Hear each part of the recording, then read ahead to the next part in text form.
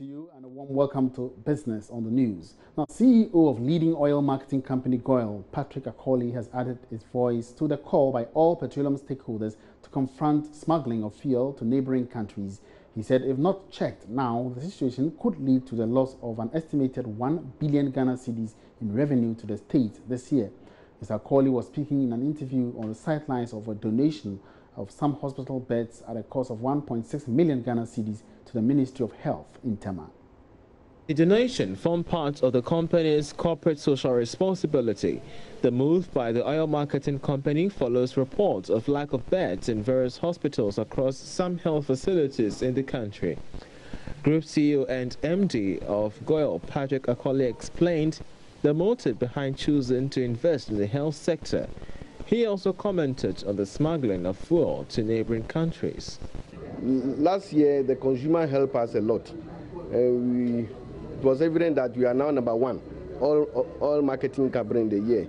Last year, we won several awards, and we thought both board management thought it wise to give back to society, and then we wanted to do it in a very big way. And then we realized that there's been reports of lack of hospital beds in our hospitals, and then our pregnant women, don't have beds to lie on at the hospitals. So we thought we should do something big. Some people are bringing products and they don't want to pay taxes on the products, so they are competing unfairly with the OMCs. Imagine taxes constitute about over 40% of the pump price. So if somebody is competing with you, he doesn't pay the tax, how are you going to survive the competition? So it is killing the business of the genuine OMCs, and the government too is losing big money. We estimate that this year, if it's not stopped, government may lose about 1 billion Ghana cedis. That's why the OMCs are calling on all state agencies, including the OMCs themselves. We should all help in fighting this social menace now. The Deputy Minister of Health, Tina Mensah, also sitting on behalf of the Sector Minister, lauded the support for the health sector. The Deputy Minister of Energy, William Adu, outlined some measures to tackle the fuel smuggling menace. Concrete steps have been taken to try and stamp this nefarious act out. And some of the steps that have been considered is the bringing into play the gadgets that will track, the trackers that will track vehicles that are supposed to be transporting export products to neighboring countries. Hitherto, what they've been doing, we've learned that they will fill the tanks ostensibly to export them, and they will divert to tankers underground. That is going to be stamped out in the shortest possible time. Already, the security forces have been alerted, and they are working in conjunction with NPA personnel.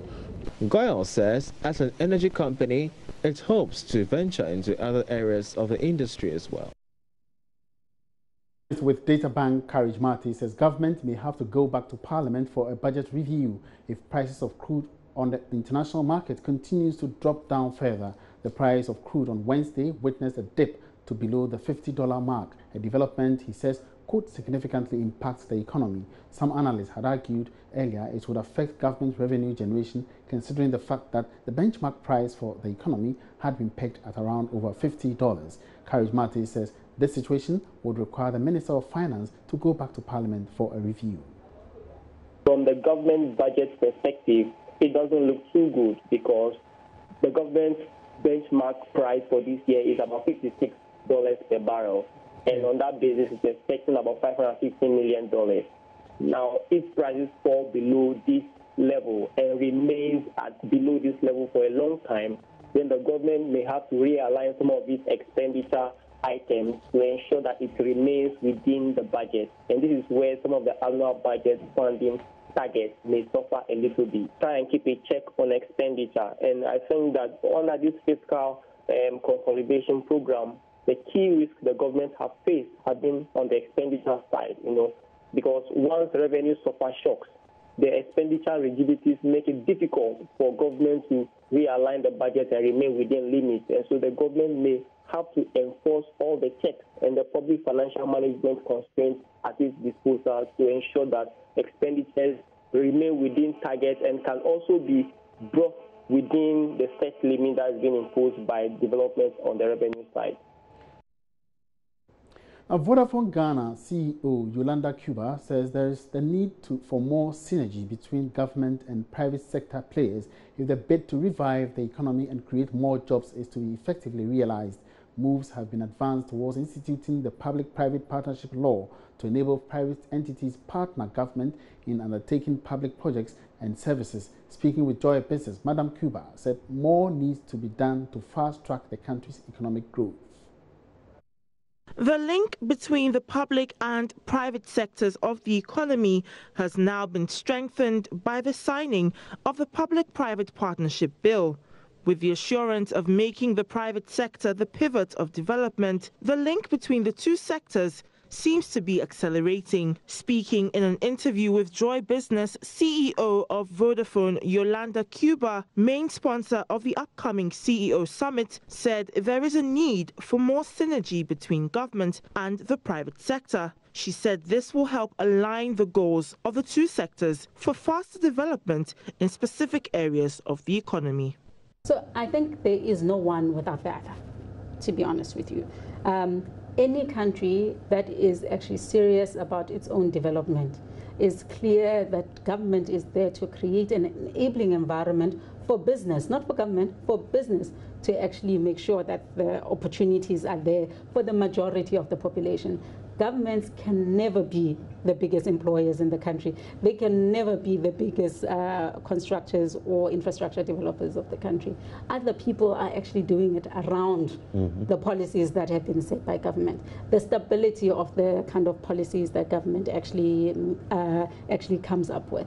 Really, really important, because they either detract or actually enhance or accelerate the development of a country. So for me, personally, if those two actually find a way to coexist and actually understand each other's mandate, then it becomes a lot more easier to actually get out the best of both worlds. Still on the enhanced relationship between the public and private sectors, she said there is a need for government to create policies that consolidate private sector spending in key areas. Really, what I would like to see more of is a sort of an alignment almost of saying, actually, this is what, and be very specific, this is what I want as government, A, B, and C, because we actually talk about a lot of things that government actually wants, and then we in private sector try and interpret it, and when we try and interpret it, it's not exactly what government is looking for. You know, right now, for example, some of the foundation work that we do, I actually don't know on a 10-point plan how important they are to government. You know, although government, each department will say this is really, really important to me. And also, if we could find a way in which government can say, corporate, consolidate your spend in this space for the next 2 years, and then consolidate your social spend in this way for the next 2 years, I think will make a greater impact. The annual Ghana CEO Summit will be held on May 22nd and May 23rd this year. The conference will bring together over 500 CEOs, business leaders, government officials and entrepreneurs across the globe to highlight various issues in the business community. And that's all in business for now. Many thanks for watching. For more business news updates, log on to myjoyonline.com/business. My name is Emmanuel Abuaki Yafi. Have a great evening.